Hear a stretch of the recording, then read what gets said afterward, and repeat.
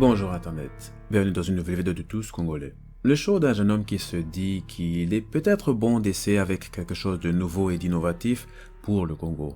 Parce que mes parents, après tout, viennent tous du pays, il faut d'une façon ou d'une autre essayer d'aider et de contribuer au développement. En parlant du développement, pour cette vidéo j'ai quelque chose de très spécial pour vous. Moi, Monsieur Tous Congolais en personne, j'ai prévu de vous donner mon opinion sur un sujet qui m'a quand même fait réfléchir pas mal de fois. Et je parle de la religion. Et je dois dire qu'avec un sujet pareil, je me trouve déjà dans une zone ultra sensible, qui pourrait peut-être provoquer certains d'entre nous. Sachez que ce n'est certainement pas mon intention, mais croyez-moi, si on n'essaie pas de se remettre en question, et là je parle pour chaque être humain, si c'est le progrès qu'on désire, je crains qu'il n'y aura pas de progrès. Bien que le terme progrès est un terme assez subjectif parce que tout un chacun a son interprétation, n'est-ce pas? Laissez-moi d'abord répondre aux commentaires de Naomi B qui a dit le prochain.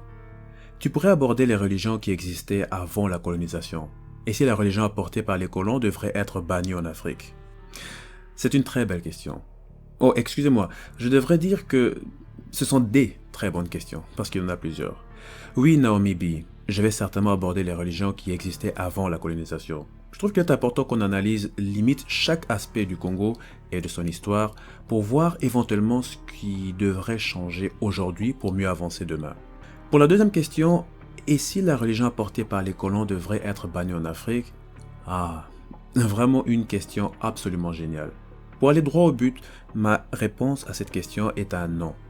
Pour moi, les religions, peu importe les formes, doivent juste être canalisées, régulées et si possible à mon goût, la limiter pour donner une place à autre chose. Et je vais vous dire c'est quoi cette autre chose. Vous savez mes amis, en étudiant tous ces différents ethnies au Congo, j'ai vite compris qu'il y a un aspect qui revenait à plusieurs reprises. La spiritualité. L'Africain est très spirituel, que ce soit vis-à-vis un dieu ou vis-à-vis ses ancêtres. La spiritualité revient à plusieurs reprises et elle est vraiment fortement développée à travers le temps et ça peu importe où on se trouve en Afrique. Croyez-moi, je ne vois pas trop de différence entre la spiritualité actuelle et la spiritualité à l'époque.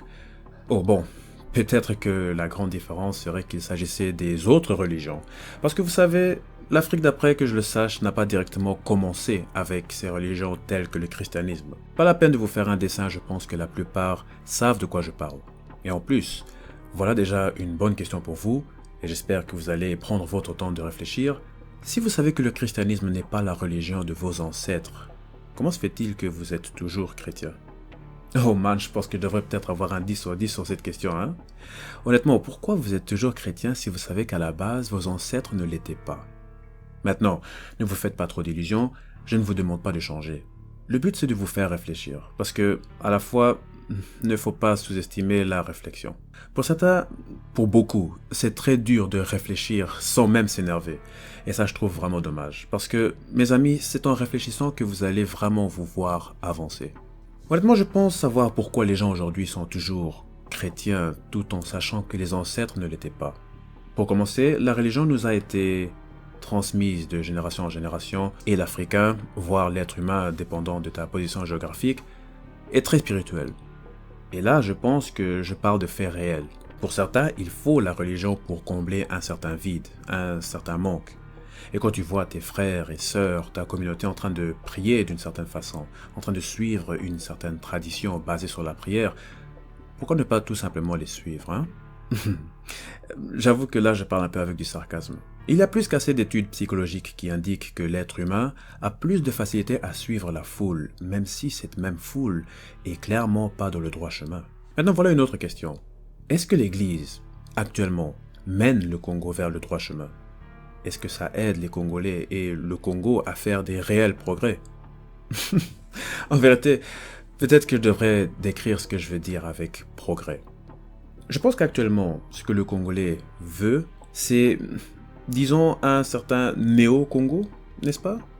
Un Congo moderne, un Congo qui a cette économie qui rivalise je ne sais quel pays, un Congo où il n'y a plus de famine, des hôpitaux dignes de ce nom, des politiciens qui sont vraiment là pour le peuple, un Congo respecté par la communauté internationale.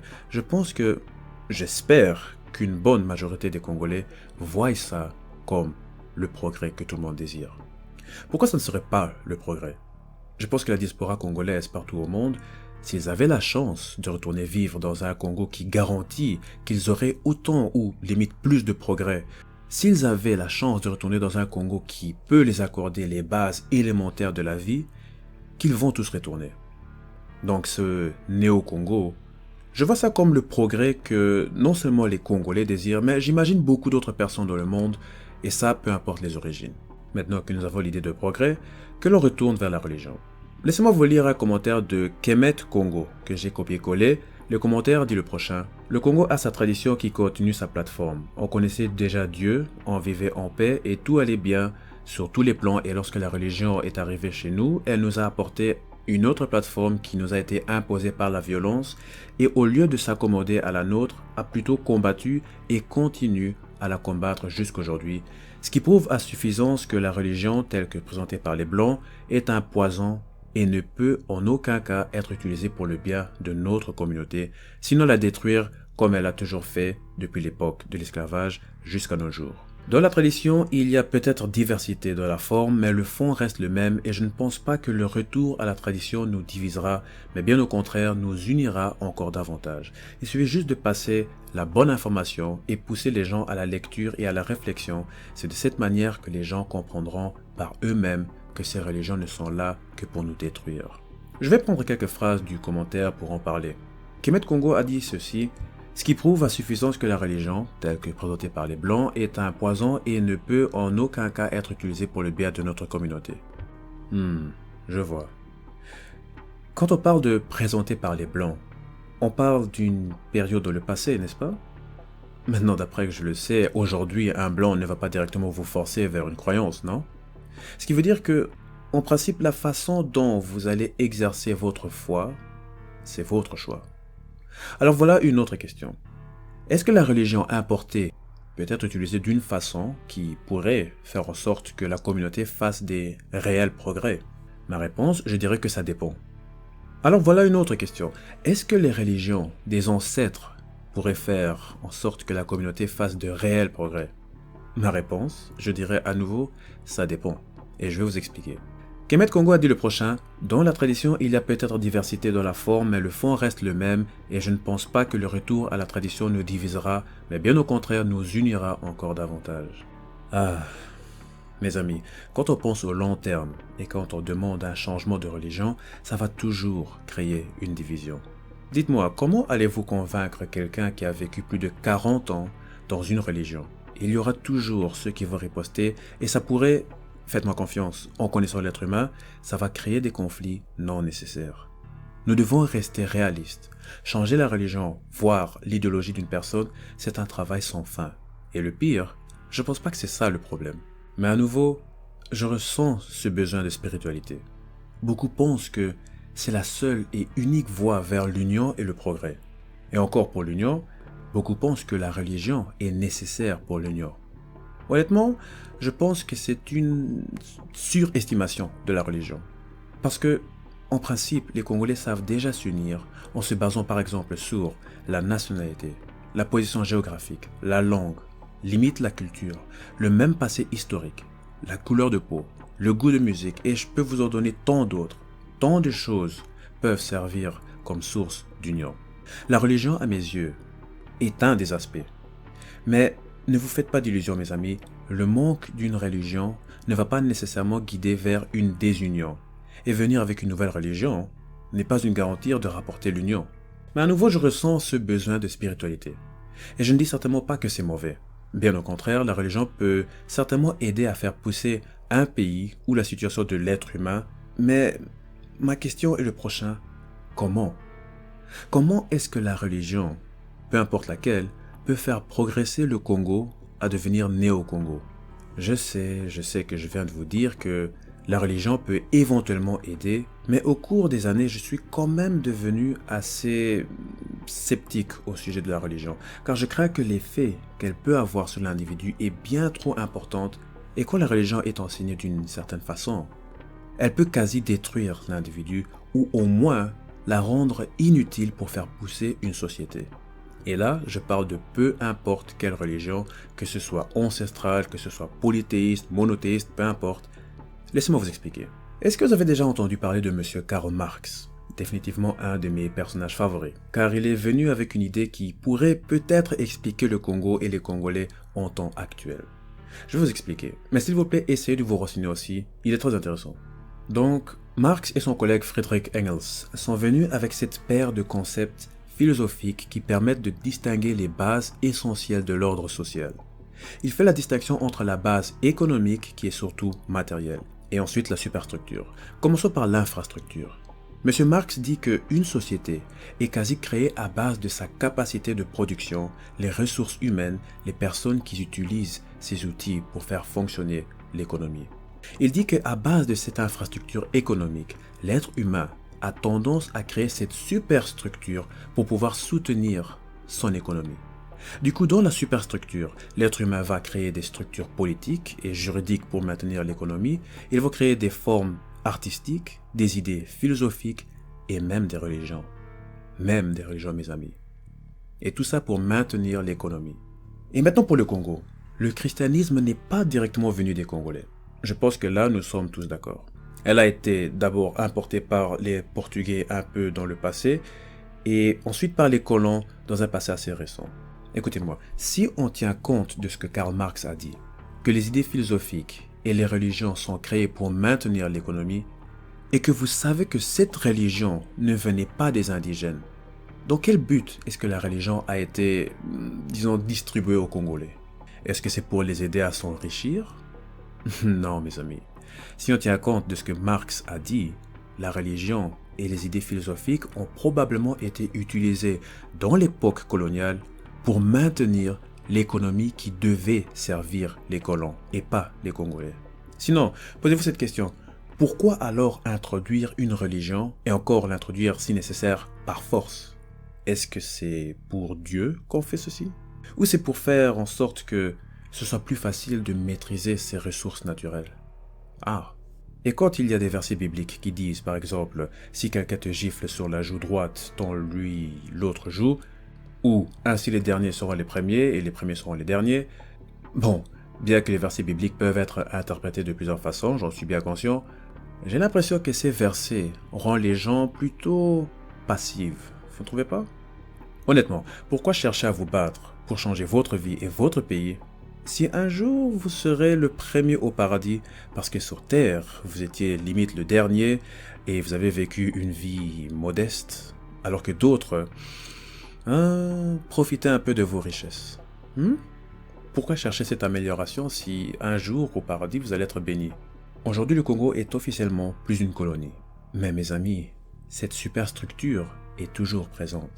Ces religions, ces idées philosophiques, elles ont peut-être diminué, mais je pense qu'elles sont toujours là, quelque part. Et une autre question, comment créer le progrès? Comment arriver à Néo-Congo si ces idéologies sont clairement toujours là? Je vous signale que ça ne fait pas 100 ans depuis l'indépendance du pays. Il y a d'autres qui ont bien connu cette époque. Et ces influences coloniales sont toujours là. À mes yeux, cette superstructure, c'est ça le vrai héritage colonial. Une idéologie qui pourrait très bien ralentir le Congolais à faire des bons progrès. Et comme le Congo RDC arrive 4e dans la liste qui montre le top 10 des pays les plus pauvres du monde, je dirais que ma théorie n'est pas aussi étrange, vous ne trouvez pas? Et encore, je n'ai pas fini. S'il y a quelque chose qui m'a toujours déplu dans la religion, c'est à cause de certaines valeurs qui se transmettent. Et là, je parle de toutes les religions. Je crains que, et je ne doute pas que je peux me tromper, s'il vous plaît, corrigez-moi, mais je crains que certaines valeurs transmises par ces religions pourraient faire en sorte que les pratiquants seront satisfaits avec un certain minimum. Honnêtement, pourquoi chercher d'avoir une richesse matérielle? Pourquoi chercher à faire de grandes études? Pourquoi développer une pensée critique si la religion vous demande de vivre de façon modeste, alors que d'autres profitent de vos richesses? Donc je suppose que Dieu vous demande de vivre de façon modeste, c'est bien ça? Et à la fois, pourquoi essayer de contredire Dieu? C'est le Tout-Puissant après tout. La superstructure, mes amis, je répète, elle est encore bien là. J'ai trouvé une solution à tout ça. Une qui ne va pas vous plaire parce que certains ont déjà dit qu'il faudrait prier pour moi. Et tout ça parce que j'ai d'autres idées, des idées plus progressives. C'est dommage. Mes amis, je ne dis pas que les Congolais doivent devenir athéistes. Je ne suis moi-même pas athée. Je dis que la religion, peu importe laquelle, doit juste être régulée et c'est tout. Et les gens, mes amis, doivent mettre plus d'emphase sur l'intelligence et la science. Et souvent les religions ont tendance à s'écarter de la science car ils croient que la science est contre la religion. Et ça a toujours été plus facile, à mon goût, d'être religieux que d'être intellectuel. Parce que, être intellectuel va vous demander de vous instruire, de lire des livres, de dialoguer, et on sait tous que ce n'est pas le petit-déj de tout le monde. Pourtant, la science et l'intelligence, c'est ça qui vont diriger le Congo vers Néo-Congo. Il y a bien sûr beaucoup d'autres aspects importants comme les politiciens que nous devons tenir compte, j'ignore pas cela. Mais sachez que ce n'est pas les présidents ou les politiciens qui vont un jour vous rendre milliardaire, c'est vous. Et pour atteindre ces niveaux qui vous surpassent, il vous faut plus d'investissement sur ces aspects qui vont vous enrichir. Les Congolais au Congo RDC doivent apprendre à maîtriser leur propre terre. Honnêtement, je pense que c'est comme ça que les Congolais pourraient vraiment honorer les ancêtres. Je ne dis pas qu'avec la religion c'est impossible, il faut plus d'emphase sur l'intelligence et la science. Vous savez, rien qu'à cause de la technologie 5G de la Chine, les Américains limite ne savent plus quoi faire et partent en guerre économique pour les arrêter. Tout ça, mes amis, est-ce que c'est le domaine spirituel? Non. C'est intellectuel et scientifique et rien d'autre. Et d'ailleurs, le Chinese Communist Party se sont proclamés athéistes. Même Wikipédia le montre. À nouveau, je ne vous demande pas de devenir athéiste. C'est juste que, honnêtement, je ne sais pas comment la religion aide un pays à s'adapter au nouveau monde. Les pays les plus développés sont tous, d'une façon ou d'une autre, passés par l'intelligence et la science. Le Japon, qui limite connaît que ça, la Mossad en Israël, cette agence d'intelligence qui est parmi les meilleures du monde, alors qu'Israël est très religieux. L'Amérique, il y a encore bien plus d'exemples. Et la richesse de ces pays ne vient pas nécessairement des politiciens. Il y avait des individus, des citoyens qui se sont scolarisés, qui ont fait des formations, des individus qui se sont laissés guider par l'intelligence et la science pour créer quelque chose de révolutionnaire, pour changer non seulement leur vie, mais aussi la vôtre. Je doute que c'est Dieu qui va combattre vos combats. Sinon, je pense que Dieu l'aurait déjà fait. Et le Congo aujourd'hui serait Néo-Congo. Non, c'est pas Dieu, mais c'est vous-même. Je répète, la science et l'intelligence, c'est ça qui va vous faire sortir de cette superstructure que Marx nous a laissée. Imaginez-vous un peu, le nombre de Congolais religieux aujourd'hui, qu'ils se transforment tous, donc le même nombre, en Congolais scientifiques et intellectuels. À quoi aurait ressemblé le Congo aujourd'hui? Je pense qu'il s'agit d'un minimum de religion, je vous l'accorde, mais il s'agit surtout d'un maximum d'intelligence. Où sont les intellectuels et les penseurs congolais aujourd'hui? À l'église? À l'école peut-être? Dans la rue? Où sont-ils, mes amis? Partagez cette vidéo à vos amis, j'aimerais vous entendre. J'aimerais lire votre opinion. Je suis ouvert à toute critique tant qu'elle est écrite avec un langage propre.